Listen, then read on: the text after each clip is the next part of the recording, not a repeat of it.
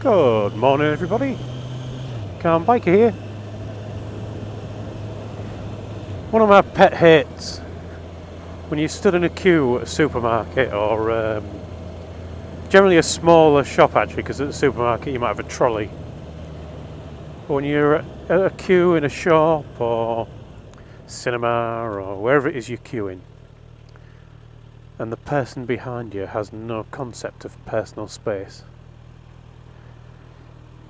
you feel like they're almost rubbing up against you, like a dog that needs a neutering.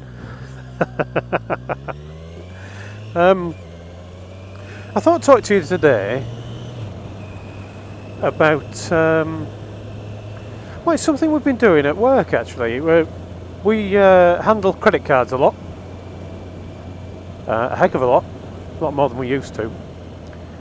And accordingly, we've put in an EPOS system that allows us to do credit cards properly and all sorts of clever things, contactless payment and paying with your telephone and all that kind of wonderful guff. And to do that, you have to go through a check called PCI. Don't ask me what it stands for. I can't remember and I don't care.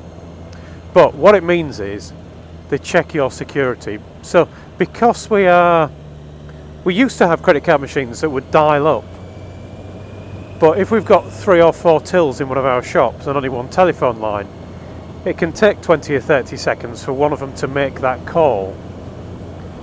And then while that's happening, the other 2 or 3 tills can't call, so they just queue up and wait. So in busy stores where people are using credit cards a lot, it could take a minute or more for your credit card transaction to be approved. So we said, well, we can't have that, so we'll switch across to a faster way of doing it, which is to use the internet.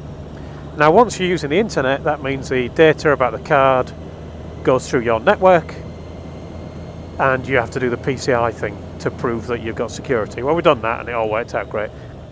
But while we were doing it, we learnt about a new type of attack that's happening. And I thought I'd tell you about it. I don't normally talk about these things. Most of them end up being myths, but this one is actually definitely true. It was tested in theory to see if it could happen and proven that it would actually work. And then there have been a couple of cases in London on the tube of it happening. And it's called the bump attack. Now the bump attack is generally, the way you set it up is 2 people or 1 person. I mean, I say 2 people because generally the criminals tend to be male, but the bump attack works well if you have a pretty lady. I'm wary about saying things like that. I don't want to be seen as a misogynist, but it works well if you have a pretty lady. What you do is you get said pretty lady a smartphone, like an iPhone or a Android thing, whatever it might be, and you put it in a handbag and you set it up with software that makes it behave like a card reader thingy. They actually call them a PED, payment something device. I don't know, don't care. Again, don't care, you don't care.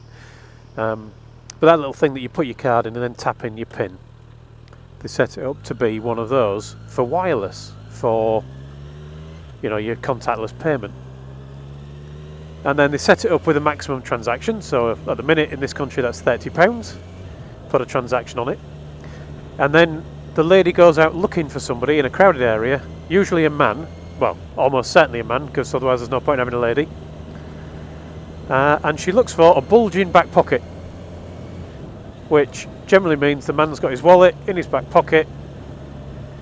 And she set up the transaction for 30 quid. She then walks into him, bumps him, apologises, gives him a smile, a wink, whatever it might be, makes him feel happy, not realising that cost him 30 quid.